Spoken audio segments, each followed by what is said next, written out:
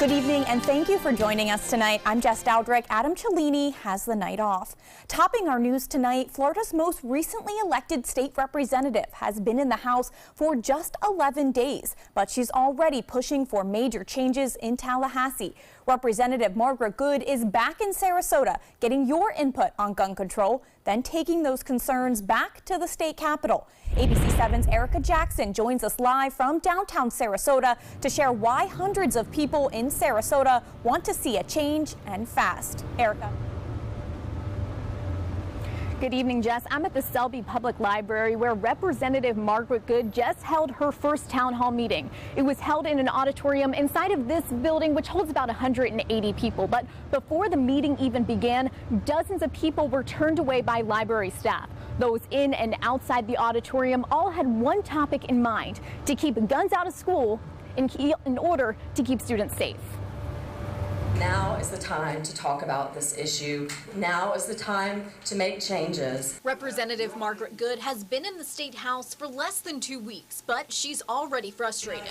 She told nearly 200 people on Saturday the State House filed 7 bills about gun reform before her arrival in mid-February, but none of them made it to a committee. We arrived Wednesday afternoon at the Parkland shooting without having debated or discussed one single bill having to do with gun control, gun reform, school safety, any of this. This was not on anyone's agenda. And after the State House shot down a motion on Tuesday to take up a ban on assault rifles, Good wants to see immediate change, along with a room filled with constituents, teachers, and parents of students who have been on lockdown at local schools. My children were texting me, we are cowering in the corner with the lights off in the closet. We don't know what's happening. My son should be worried more about getting an A in calculus than dying in calculus. State leaders are listening.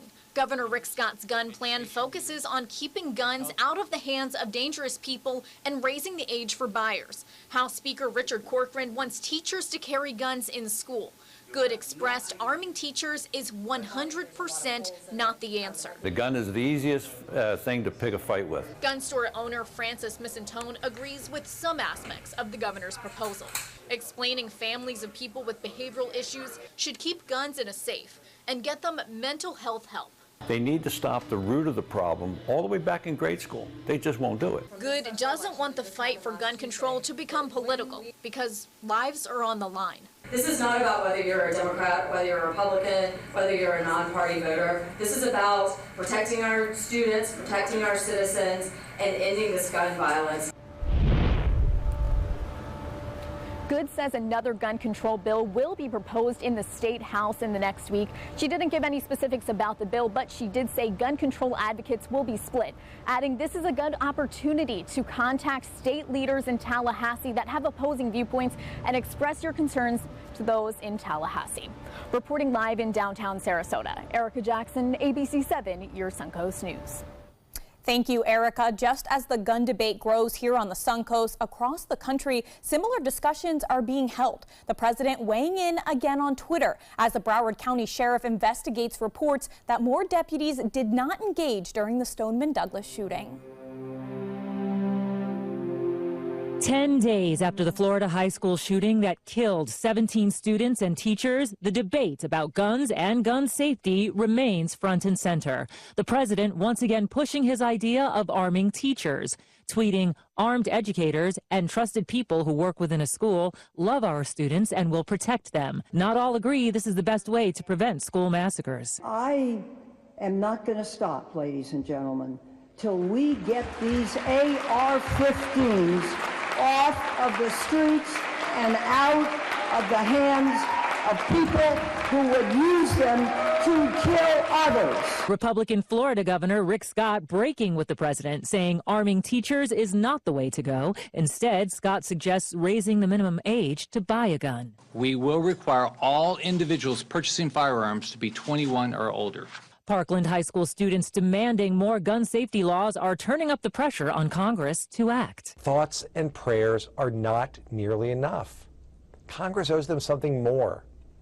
We owe them action. This as the Broward County Sheriff tells ABC News that he is investigating reports that 3 additional deputies rushing to the scene remained outside the school and reportedly did not engage with the shooter. And Scott Peterson, the armed deputy who worked at the school for 8 years, also remained outside, according to the sheriff. To hear that he didn't go into school, it's just, that's your job. That's what you signed up for. Linda Lopez, ABC News, New York.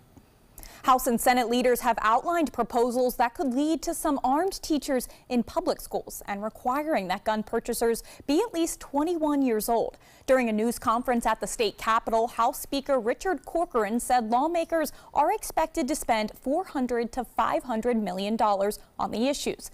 Lawmakers want to allow teachers who go through extensive training and work under the direction of law enforcement agencies to be able to carry concealed weapons at schools. Corcoran says they will also increase the age to purchase long guns, such as rifles and shotguns, to 21, which is already the age requirement for purchasing handguns. Our job is to lead. Government has failed on multiple levels. It can never happen again. And our hope is that we will put together jointly with the Senate a proposal that will ensure it never happens again and we don't fail our school students again. With just 2 weeks left in the 2018 legislative session, lawmakers have a tight deadline to craft and agree on any gun-related legislation, while also trying to pass a budget for the next fiscal year. If you experienced delays this morning on I-75 around the Fruitville Road exit, here's why.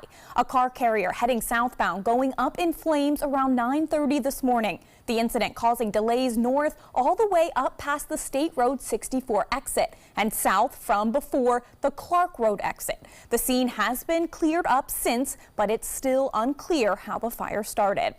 A beautiful day here on the Sun Coast, despite being a little warmer than we're used to this time of year. Let's head over to Wendy Ross for a first check on your first alert weather. Hi, Jess. We are looking at some rain showers across parts of the southeastern United States, and this is all part of a cold front that's moving across the Tennessee Valley.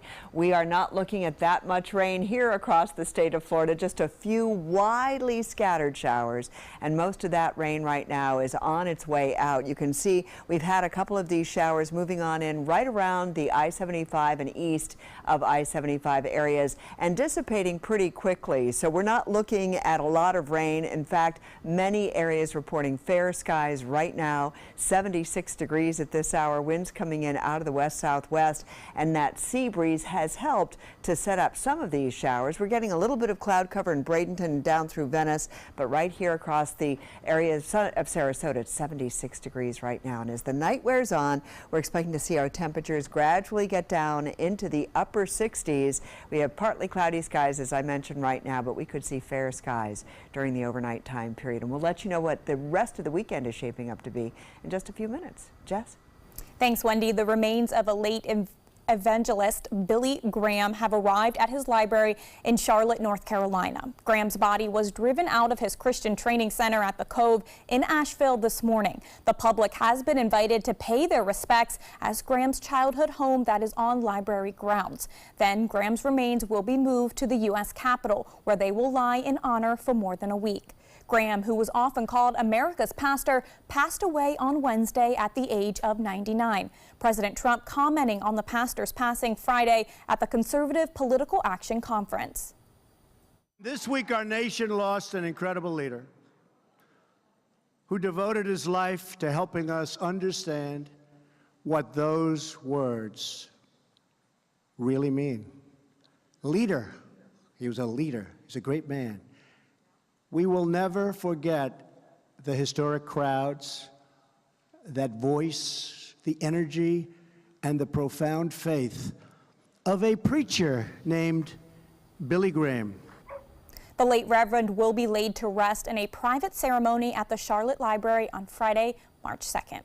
Still to come here on ABC7 as more and more victims of sexual abuse and harassment in the sports industry speak out, top USA swimming officials are under fire. Plus, a financial lifeline for hurricane-devastated Puerto Rico. It's time to take a road trip. Burn rubber for Birmingham, where you can feed your need for speed at Barber Motorsports Park and Museum. Now this gets my motor running. Meet Iron men. Hey there, big guy. And make a date with your 9-iron. Feed the animals at the zoo and the birds. Then enjoy the award-winning restaurant scene. Alabama has a road trip with your name on it. Which one you gonna take? Your daughter just had her first breakup. Do you A, put yourself in her shoes? B, console her? Don't worry, sweetie. This is gonna happen a lot. Or C, find her a new boyfriend? Nice, single boys. That was weird. As a parent, there are no perfect answers. But you don't have to be perfect to be a perfect parent. Thousands of teens in foster care will love you just the same. I'll be right back.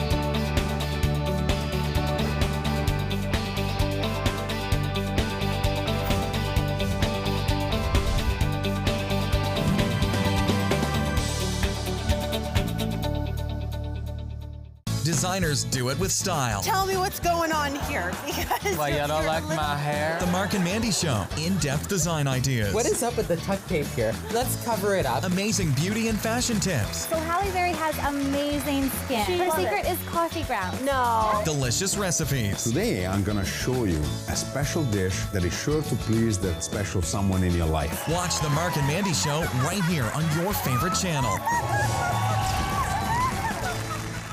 Zupan, part of the U.S. Paralympic rugby team. In my game, movement is everything. I get frustrated when my move is blocked, especially when that guy has no right to be there, even just for a minute.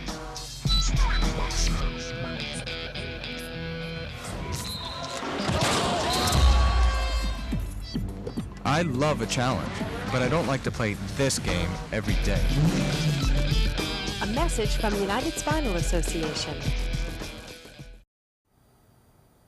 Top USA Swimming officials are under fire following allegations of sexual abuse and harassment in the sport. As Scott McLean reports, the Orange County Register says the abuse lasted for decades, possibly affecting hundreds of athletes.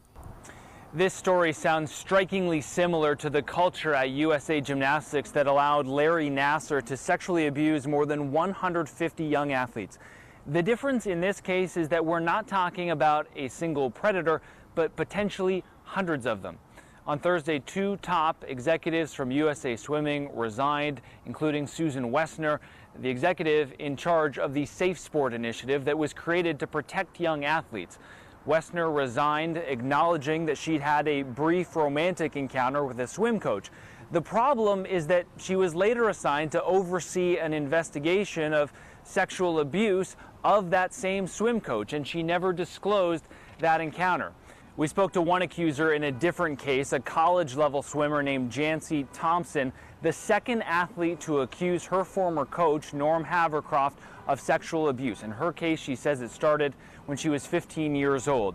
Havercroft settled both civil cases against him out of court and never acknowledged any wrongdoing. In both cases, police also investigated but never brought any charges, and USA Swimming never added Havercroft to its list of banned coaches.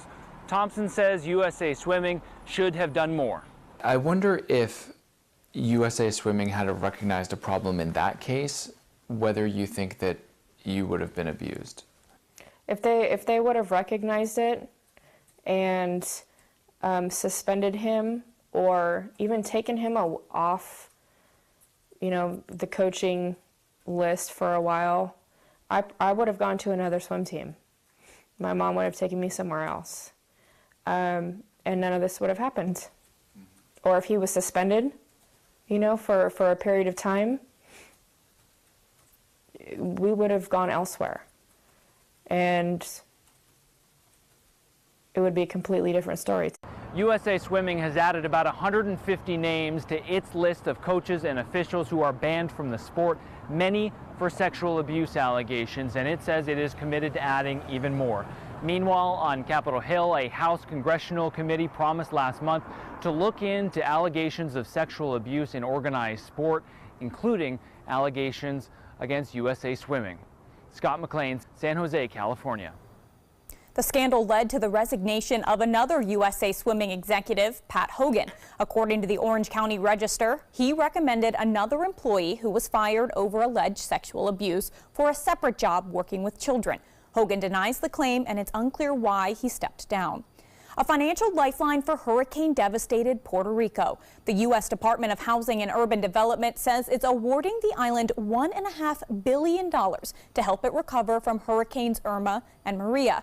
The money will be used as grants to support long-term recovery of seriously damaged homes and businesses on the island. Officials said earlier this week that nearly 500,000 customers remain without power in Puerto Rico more than 4 months after Maria hit. Wendy Ross is back now with your first alert weather. Wendy, I think the weather today was pretty close to perfect. It was pretty close. You know, it really has been so incredible with our temperatures in the 80s, and we are looking at lots of sunshine around, little bit of moisture, and because of the sea breeze, a few drops of rain. Just a few, nothing that's going to ruin any of your evening plans. Let's take a look at what happened throughout the day. You can see it was just a picture perfect day, as just said, with hardly a cloud in the sky. East of I-75, we saw a few clouds, but we just did not see anything in the way of rainfall and nothing appreciable falling, certainly nothing that would require any kind of account from us. So what we're looking at right now is a daytime high of 84, not the record of 87 set back in 2001, but 84 for the high. Normally we're at 74 degrees, so 10 degrees warmer than normal. And those widely scattered showers are very widely scattered. When I talk about that, you'll see that on radar. Near record highs will continue for another couple of days, and warm weather is going to linger all the way through Thursday. It won't be until Friday where we have the possibility of seeing some cooler temperatures around. So right now we still have lots of temperatures in that very close to 80-degree mark, and closer to the water we're looking at temperature reading of 74 in Longboat Key and Siesta Key, 76 degrees in Venice, and Sarasota and Bradenton in the mid to upper 80s right now. But once again, you move east of I-75, it's just a little bit warmer, that's all. So we've got a cold front that's moving across the country. You can see the showers in advance of this frontal system, and as this front continues to move on towards the east, it's going to help to spread along those rain showers, and it will move into the northern part of the state by Monday.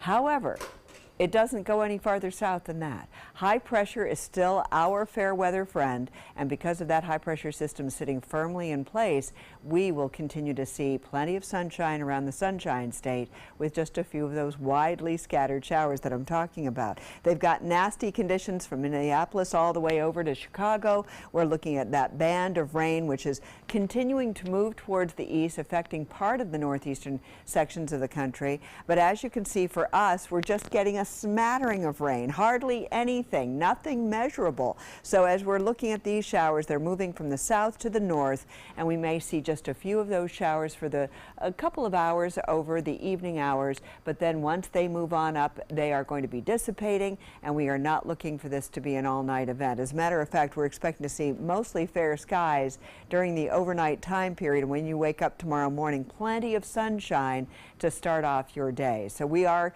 looking for a beautiful day on Sunday. And so what we're going to continue to see for boaters, if you are heading out to the beach, take your sunscreen. We are looking at those winds coming in out of the south, seas 1 to 2 feet, a high of 81 degrees tomorrow at the beach, sunny and warm. The Gulf water temperature is swimmable, 76 degrees there. And we're looking at partly cloudy skies for tonight. Our temperature dropping down to 66, and normally it's 55. So keep in mind these warm temperatures stay with us all the way through the work week. And we are looking at the next cold front to come through on Friday. There's a 20 20% chance of rain in the forecast with these next cold fronts that are going to be coming on through. And then Saturday we get back to normal with a temperature reading of 74 degrees. So for the rest of this evening, we're going to see our temperatures dropping down into the 70s and then overnight into the 60s. And it's going to be a pretty nice night once again. Jess? Now, sports. Spring training is in full swing. Today, both Sarasota and Bradenton's home teams hitting the field to play ball. First, let's head to Lecom Park, where the Pittsburgh Pirates host the New York Yankees. The Pirates were held to just 1 run in today's game, the score by right fielder Gregory Polanco. The Yankees were much more successful with 4 runs on the day by Jace Peterson, Miguel Andujar, Bill McKinney, and Danny Espinoza. The Pirates fall to the Yankees 4-1, but the stadium filled with lifelong fans for both teams from all over the country. I'm a big baseball fan. I love the Pirates. I've been going to games since 1958. We came down here from Illinois to see the Yankees. I've been watching Yankees for 65 years, so I just want to keep it up. And now to Clearwater for some split squad action for the Baltimore Orioles. Half of the team taking on the Philadelphia Phillies this afternoon. Orioles' Dylan Bundy with a rocky start to his spring training debut, allowing 5 runs, including a grand slam. The Phillies win it 9-6. In more split squad action tonight, the Baltimore Orioles are hosting the Minnesota Twins at Ed Smith Stadium in Sarasota. That game just getting underway. It's the bottom of the second. Twins lead 1-0. In college hoops, FBI wiretaps catch University of Arizona men's college basketball coach Sean Miller discussing paying money to lock in top recruits. According to ESPN, the FBI recorded telephone conversations between Miller and Christian Dawkins, a sports agent. The pair were allegedly discussing paying freshman DeAndre Ayton $100,000 to sign with the Wildcats. Dawkins has become an integral part of the FBI's ongoing investigation into the corruption in college basketball. More to come here on ABC 7. Stay with us.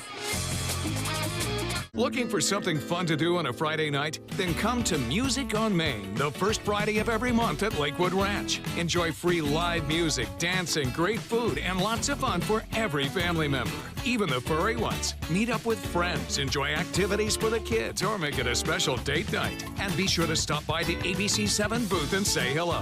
Mark your calendars for Music on Main, first Friday of the month, 6 to 9 at Lakewood Ranch. Brought to you by ABC 7 and these sponsors.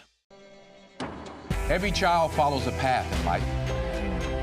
For many, that path will lead them to a door that gives them a place to grow, to learn, to belong, a place to forge their future. Because while many doors open, these doors transform. They did for us. Support your local Boys and Girls Clubs. Great futures start here. I'm Anne. I'm a scientist. Recycling takes a team. Why don't you let me and me help you out? Everyone plays a part. Don't trash I love taking stuff apart and building new things out of it. what could be treasure. Pal's my most advanced android. This is awesome. You haven't seen anything yet. Give your cardboard box another life. Recycle. Here's something we bet you didn't know. Nearly half of all cancers can be prevented. That's right, half. Nearly 50%, mostly by making small everyday changes in your diet and controlling your weight, walking more, eating less, and eating foods that help you and your family to seriously reduce the risk of cancer. And of course, by not smoking. Visit the Cancer Prevention Together We Can website and get a free 30-day planner filled with tips, recipes, stats, and more about protecting your family. Go to prevent50.org.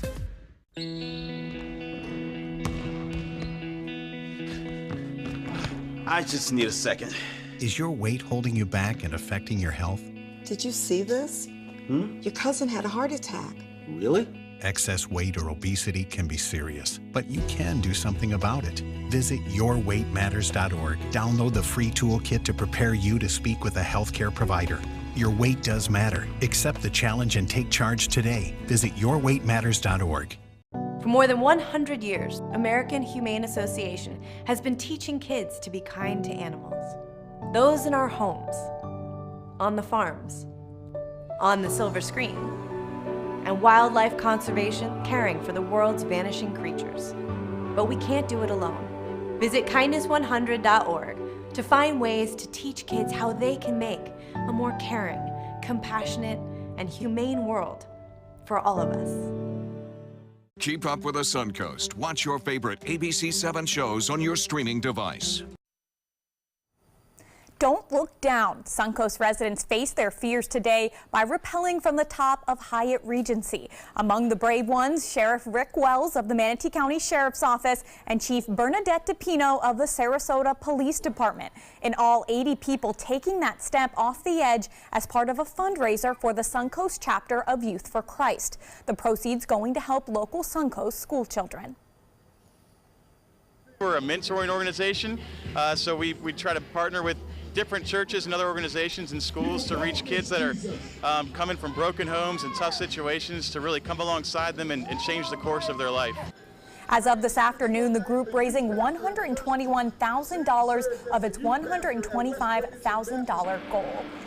Wendy, what a great way to raise money. That looks like so much fun. That's just amazing. That to me would be a lot of fun. Yeah, because if you like heights, that's the way to do it, isn't it? I would do it. That would be great. Oh my gosh, and you're so close to those beautiful skies, and the temperature was right on. You could see for miles. What a great day. What a great event. How fun is that? Thank you guys so much for joining us tonight. We will see you guys again tonight at 11.